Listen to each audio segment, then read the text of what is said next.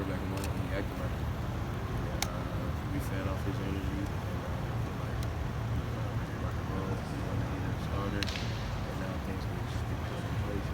Also, You've played with talented quarterbacks, obviously. How does he kind of compare in those games? he he's different, because I feel like I can put him in that Cam Newton category. Like, he got some real, he can fly. So I said I thought we got some receivers. And, you got to worry about the quarterback.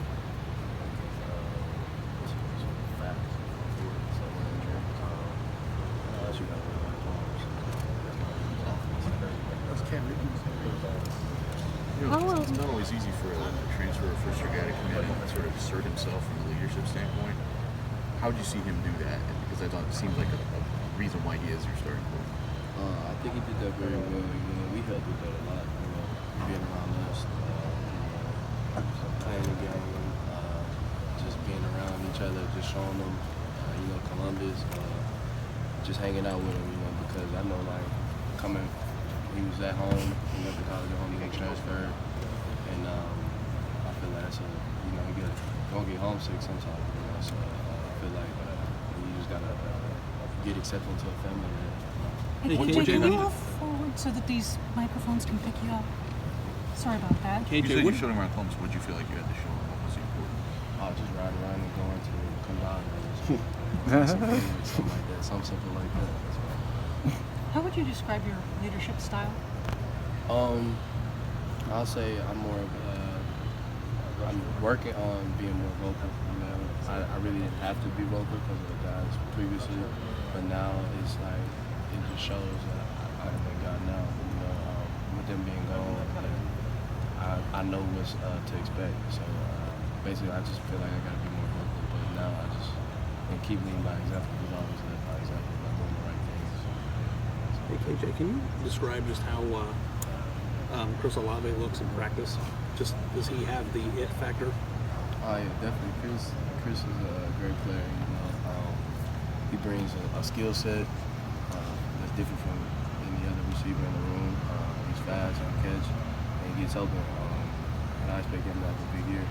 When a player, and you've been through this and everywhere, but when a player is really good or has a chance to be a star, can you tell when they're a freshman? Oh yeah, definitely. You guys are previous players.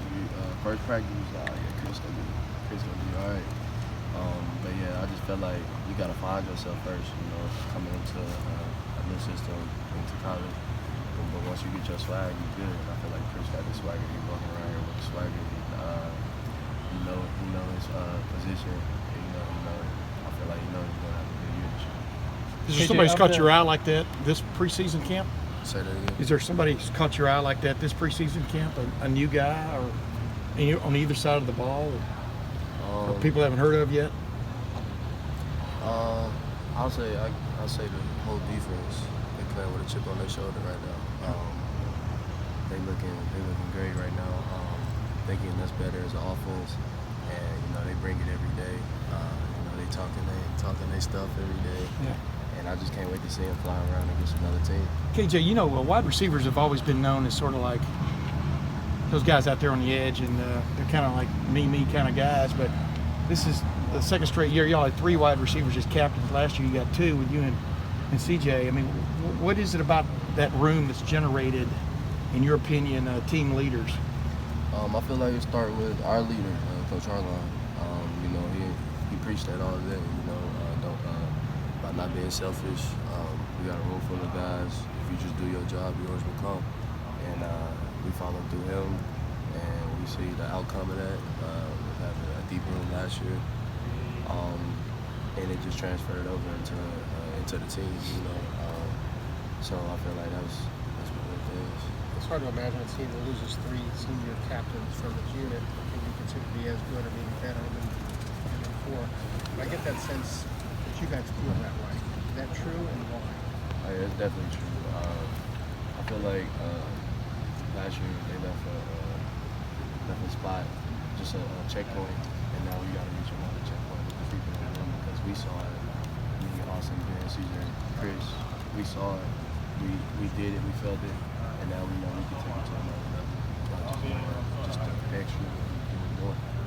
Who delivers the best offensive side of the ball pep talk now that Paris is gone? I don't know. We ain't really had a pep talk. Probably be CJ. Yeah, probably be CJ. Of the 7 captains, who's the most vocal? Most vocal. In what way? Because Chase talk a lot. Yeah, people have said Chase. What do you mean by that? Chase just talk. He just talking. Half the time he don't even know what he talking about, so he just like to talk. That's what I mean. But I feel like vocally the most is I feel like Jonathan Cooper. He says the right things.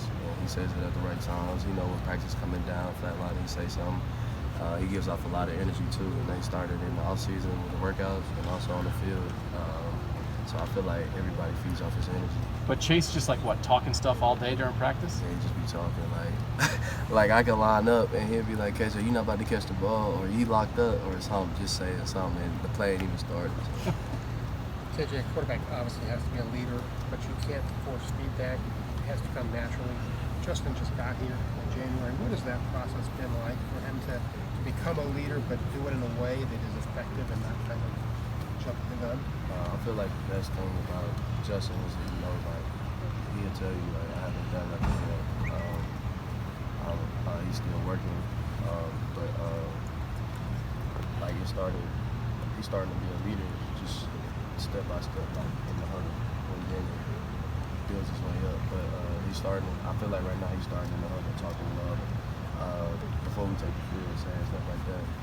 But I feel like you gotta let it grow throughout the season, just like last year was doing. He wasn't the most vocal guy, but once he kept going and he had guys around him, like us as receivers and running backs and O-line, he felt that we followed him, and he got more confident with it. And that's what we do the same thing with Justin. Just showed his personality with that video in the team room. Oh, yeah.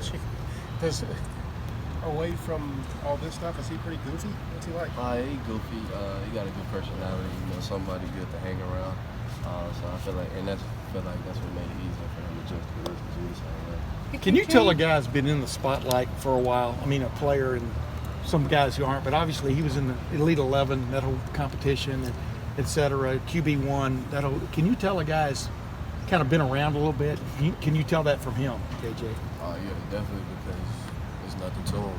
He's been doing this since high school, so I feel like it ain't no adjustment. You don't need to adjust to nothing. It's just the same stuff. KJ, what's the huddle like? You talk about a quarterback developing into a leader. What is the huddle like while that process plays out? I mean, before the quarterback takes over the team, what is the huddle like? So, say like we get a kick return, we go over here, we get the ball on the 20. So first snap, you gotta, you're gonna get the play, then you gotta talk to your other line receivers. Give them a pep talk, tell them let's go, we're gonna start it right. Just telling them, just being a general. Quarterback is a general. He put us in a position. He tell me I need to come here when this happens. So that takes time, but I feel like out here in practice, you starting to get that.